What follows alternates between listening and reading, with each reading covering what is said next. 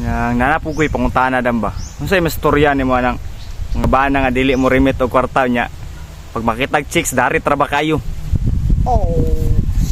Hoy. Hoy mga bana. Hoy kamo gani no. Kana ganing kuan inyong maasawa nga ara intong sa balay nga gibinlan pa ninyong mga anak gani kana ko masulti sa mga bana no nga mga inana.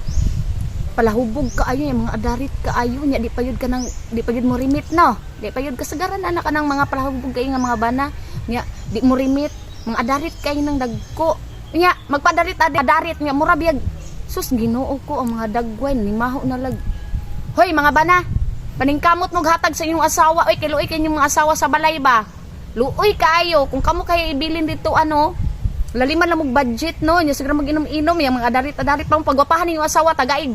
Pang gasto, pang shopping bararon or pang kuan nila, pang pagwapa nila para di mo mga darit og lain kasabot mo. Ha? Pagwapay yung asawa, ay mo si pangitag lain. Kay mura big mga kwartahan mong dagko, mga baga kay mga naong uwi, may mga klaro.